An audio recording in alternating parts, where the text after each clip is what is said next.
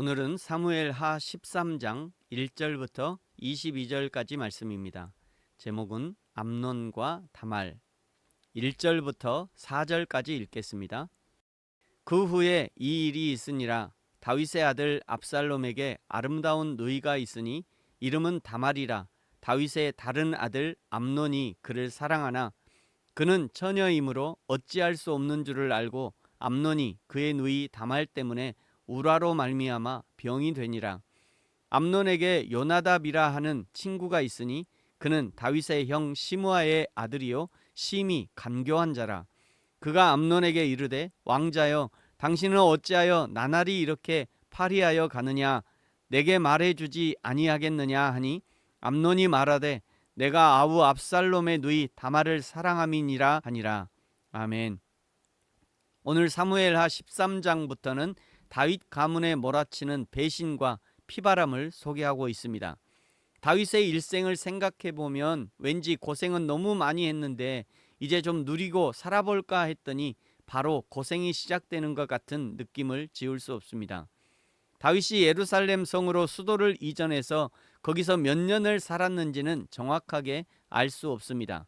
그러나 분명한 것은 예루살렘이라는 너무도 좋은 성을 차지하고 이제 자신이 직접 전쟁에 나가지 않아도 될 만큼 군사력도 막강해진 그때부터 다윗에게 문제가 생기기 시작했다는 것입니다. 밧세바를 범한 사건도 그때 시작된 것입니다. 그래서 1절을 시작하면서 그 후에 이 일이 있으니라 라고 말하고 있는데 그 후에라는 것이 밧세바를 간음하고 우리아를 죽인 후라는 것이죠. 성경은 의도적으로 밧세바를 간음한 그 일이 지금부터 일어나는 다윗 가정의 붕괴를 가져오는 원인이 되었다는 것을 알려주고 있는 것입니다. 죄의 뿌리는 하나님보다 높아지려는 인간의 본성에서 출발합니다. 하나님보다 높아지려는 것이 어떤 사람에게는 권력을 차지하려는 것으로 나타나고 어떤 사람은 쾌락을 추구하는 것으로 나타나고 또 어떤 사람은 사람을 짓누르는 것으로 나타납니다. 다윗에게서 나타난 증상은 밧세바를 취하고 우리아를 죽인 것으로 나타났는데 오늘 본문에서는 똑같은 증상이 그 아들 암논에게서 나타나는데 그 증상이 가족 안에서 나타납니다.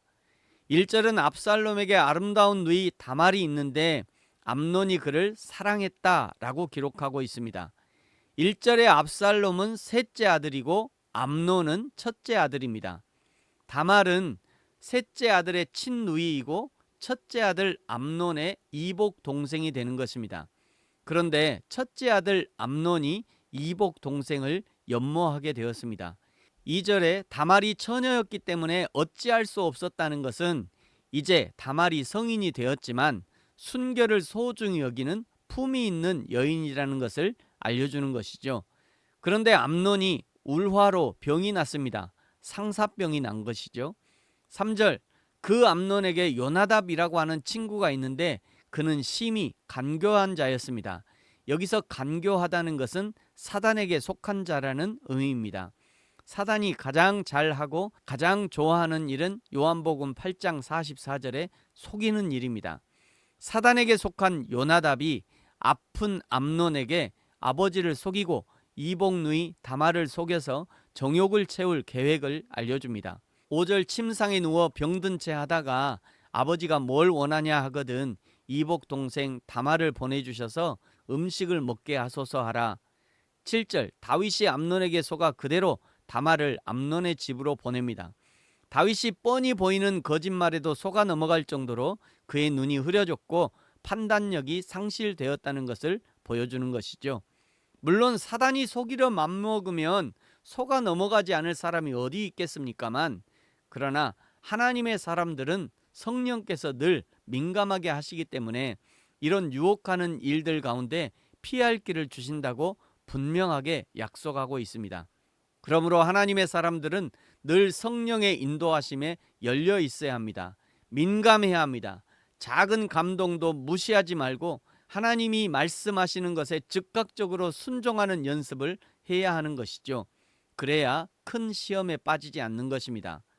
다말이 정성껏 과자를 만들어 이복 오빠 암논에게 주려 할 때에 10절에 암논이 다말을 침실로 들어오라 합니다.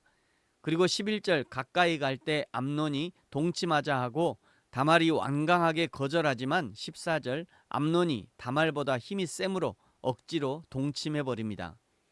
아무리 가까운 친척지간이라 할지라도 남녀 7세 부동석, 남녀가 7살만 되어도 같이 있으려 하지 않지만 같이 있게 해서도 안 됩니다. 더군다나 다 큰 성인들이면 비록 아무리 친해도 같은 방에서 같이 잠을 잔다든지 술을 먹고 늘어져 있다든지 절대 안 됩니다. 명절 때 특히 주의해야 하고요. 교회에서는 수련회 같은 것을 특히 주의해야 합니다. 아무리 중요한 사역이 코앞이고 밤새도록 연습을 한다 해도 늦게까지 있어서는 안 됩니다.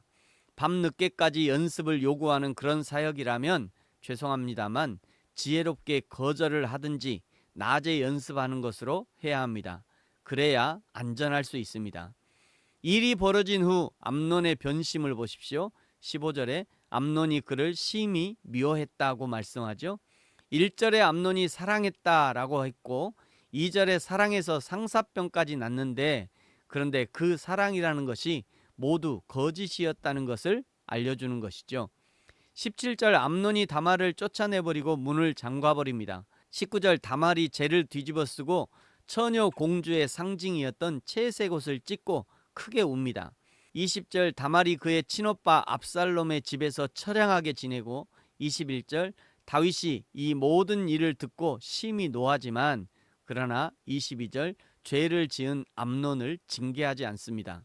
징계하지 못하는 다윗의 마음은 이 모든 것이 자신의 죄로 말미암은 일이라고 생각했을 수도 있지만 그럼에도 불구하고 자식들의 죄를 징계하지 않으면 죄는 죄를 낳고 계속해서 자식들을 지옥으로 끌고 가는 것입니다. 사랑하는 성도 여러분, 데살로니가전서 5장 22절 악은 어떤 모양이라도 버리라. 이것이 너무도 분명한 성경의 가르침입니다. 그리고 이것이 너와 나 그리고 우리 아버지 되시는 하나님과 자녀된 우리를 행복으로 이끄는 지름길이 됩니다. 날마다 성경 말씀의 가르침을 따라 진리의 길, 의의 길, 안전한 길, 행복한 길을 걸을 수 있기를 예수님의 이름으로 축복합니다. 아멘. 기도하겠습니다. 하나님 아버지 감사합니다. 다윗이 자녀들에게서 일어나는 죄의 모습을 보면서 그것이 자신의 죄로 인한 결과라는 것을 알고 자녀 징계하기를 미룰 때 죄가 더 큰 죄를 낳게 된다는 것을 보게 됩니다.